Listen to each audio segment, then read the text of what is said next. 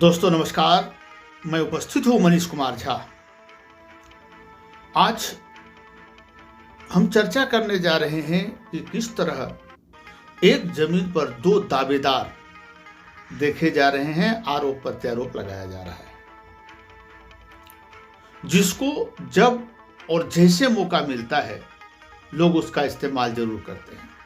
यानी आसान शब्दों में कहें, जिसके पास जो हथियार है वो उसे जरूर चलाते हैं। आप सोच रहे होंगे कि आज इस तरह की बातें मैं क्यों कर रहा हूं, क्योंकि आज सुबह में ही मैंने चर्चा के दौरान कहा था कि जिस तरह से गोविंदपुर में लगातार जमीन को लेकर आरोप प्रत्यारोप लगता जा रहा है, भूमाफिया लगातार इस पर कब्जा कर रहे हैं, यह कहना गलत नहीं होगा कि आने वाले समय में आम जनता को परेशानी होगी। मैंने चर्चा किया था गोविंदपुर अंचल अंतर्गत कुर्ची स्कूल का, जहां दो पक्ष दावेदारी कर रहे हैं।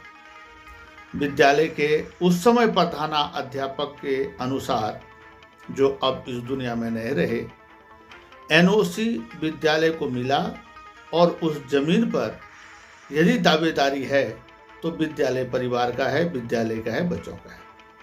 वहीं दूसरा पक्ष का कहना है कि चूंकि हम लोग दलित समाज से आते हैं, इसलिए हमारे ऊपर लगातार आरोप लगाए जा रहे हैं और हम लोगों से जमीन छीनने का प्रयास किया जा रहा है। कल अंचल कार्यालय के बाहर तालेबंदी कर दी गई, अंचल अधिकारी के खिलाफ नारा लगाया गया, वो भी वर्तमान अंचल अधिकारी। सोचने वाली बात है कि राजनीति होनी चाहिए, तथ्य की राजनीति होनी चाहिए, भ्रम की राजनीति नहीं होनी चाहिए।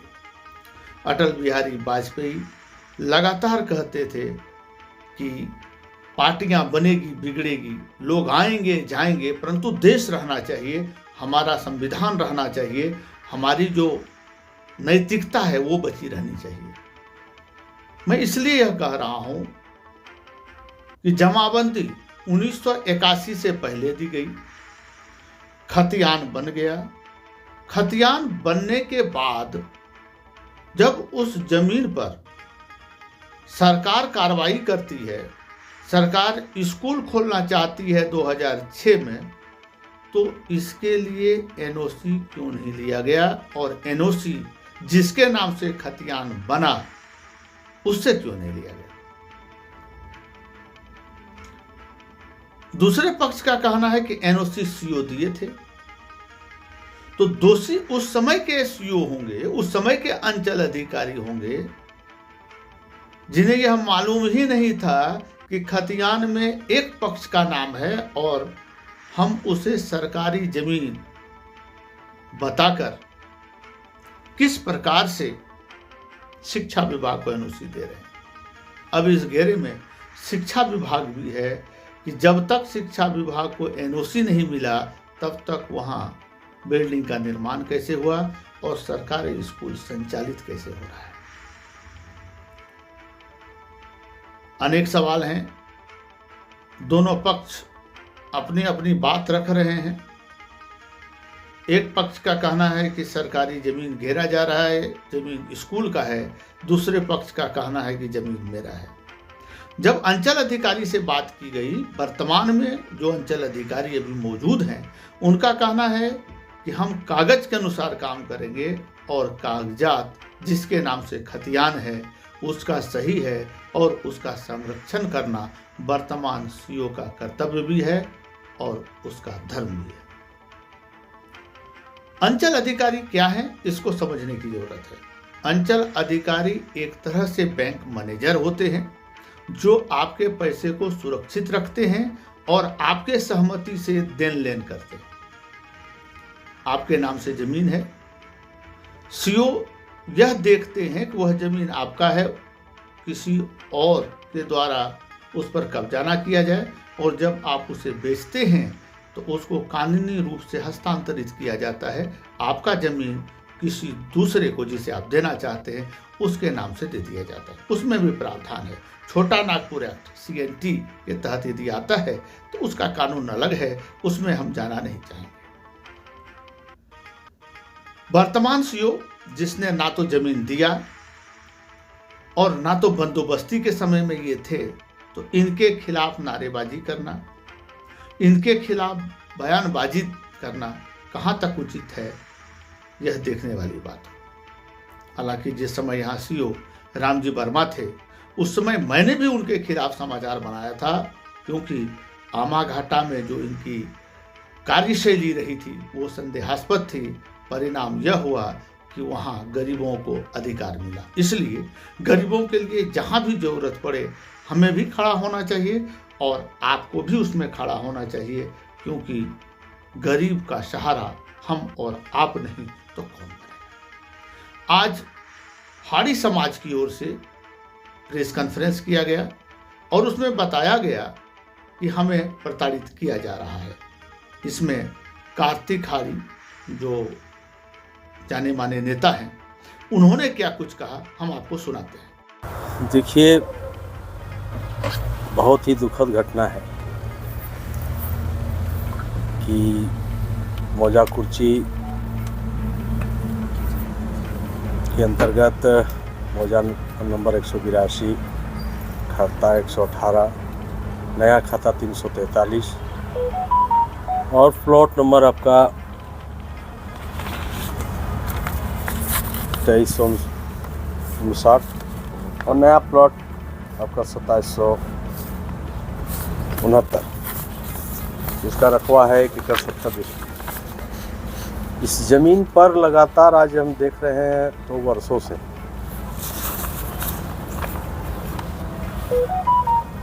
भूमाफियाओं का जो लोग कह रहे हैं कि उसका गिद्ध नज़र है। जब 2006 में स्कूल बना, उस समय से ही हम लोगों ने देख रहा था कि ये जिन जमीन पर बन रहा था वो चंदू हाड़ी, लक्ष्मण हाड़ी और सुखदेव हाड़ी के नाम पर वो बंदोबस्त था कि बंदोबस्त संख्या 3/3/7071 जो इसका बंदोबस्त नंबर है, इसके आधार पर इन लोगों को बंदोबस्ती मिला था। लगातार ये लोग दखल कब्जा करते आ रहा था। हाल के सर्वे में जब 82-81 में भी जब सर्वे सेटलमेंट हुआ, उस समय भी इन लोगों के नाम से ये दर्ज है। आज वो दखल कब्जा के आधार पर इन लोगों के नाम से दर्ज है।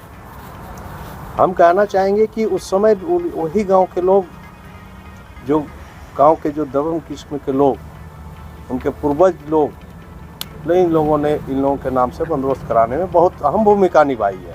मैं उनके अभिभावकों को बहुत आदर करता हूं। आज वो अभिभावक नहीं है, लेकिन उसके आज बाल बच्चे खुद भी प्रतिनिधि हैं।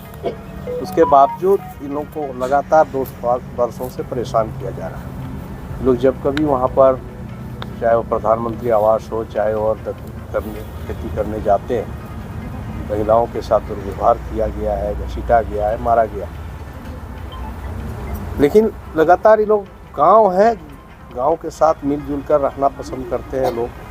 लेकिन ये लोग कतई वो ज़मीन पर इन लोग को दखल कब्जा देने नहीं चाहते हैं।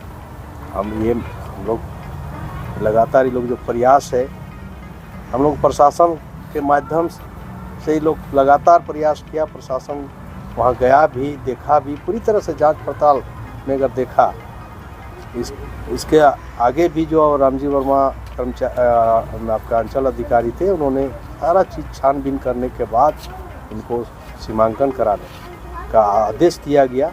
और ज़मीन का जब सीमांकन हुआ, उस समय माननीय जो अभी जो आपके कल के धरना में जो अपनी बात को रख रहे थे इन लोगों के विरोध में, और माननीय मुखिया निमाय चंद्र महतो जी का मौजूदगी में वहाँ पर सीमांकन कराया गया। वो सीमांकन पत्र में उनका हस्ताक्षर भी लिया गया।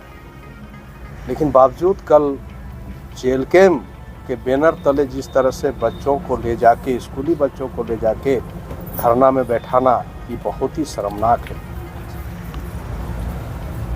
हाल के दिनों में सीओ साहब के आदेश पर पुनः सीमांकन कराया गया और स्कूल के नाम पर 30 डिसमिल ज़मीन इन लोगों ने दान दे दिया है। गांव के लोगों ने, हम लोगों ने भी कहा कि चलिए वो बच्चे पढ़ेंगे, और वहाँ पर वो इन्होंने दान दिया। उसके बाद अंचल अधिकारी द्वारा नियुक्ति अमीन के सीमांकन करके उसको अलग करके जब ये लोग सीमांकन करने गए हैं और 2 दिन से लगातार सीमांकन का काम चला और किसी प्रकार की कोई आपत्ति नहीं हुई। लेकिन रात के अंधेरे में इन लोगों के द्वारा जो पिलर गाड़ा गया है पूरे पिलर को ये लोग तोड़वा दिया। आज देखेंगे इन लोगों ने इतना खर्च करके, गरीब लोग हैं, मजदूरी अपने से ये लोग मजदूरी करके वो पूरी सीमांकन कराया गया। आज इतना दुर्भाग्यपूर्ण है कि कल यहाँ धरना चल रही थी और रात में सारे पिलर को तोड़ के नेस्तनाबूद कर दिया गया है। आप जगह पर जाएंगे तो देखेंगे ये गरीब लोग कहाँ से पैसा लाएंगे। रोज़ कहीं पर काम करते हैं तो इन लोग को गुजर बसर होता है। हम समझते हैं कि आप एक प्रतिनिधि हैं, चाहे वो पंचायत समिति प्रतिनिधि हो, चाहे वो आपके पंचायत के मुखिया प्रतिनिधि हैं। आपका क्या दायित्व बनता था। इसके आगे भी पंचायत हुई थी, मैं उस पंचायत में भाग लिया था। मैं क्लियर कहा कि आप ये ज़मीन हमारी गांव की लड़ाई नहीं है, ये सरकार का सवाल है। सरकार यहाँ पर किनको दायित्व देता है, स्कूल के नाम पर देता है कि इन गरीब भूमिहीनों के नाम पर देता है, वो तय करेगा। ये हम लोग आपस में क्यों लड़ाई कर रहे हैं, क्योंकि हम लोग गाँव के लोग हैं। और सरकार इस बात को क्लियर किया और इन लोगों के नाम से बोले ठीक है आप 1 एकड़ 40 इसमें रखिए। क्योंकि आज इन लोग छानबीन करके, आपके माध्यम से कहना चाहूँगा कि छानबीन करके देख ले कि ये उस ज़मीन के अलावे यदि इन लोगों के पास एक भी ज़मीन है तो मैं दावे के साथ कहता हूँ कि ये ज़मीन इन लोग छूटने के लिए तैयार है।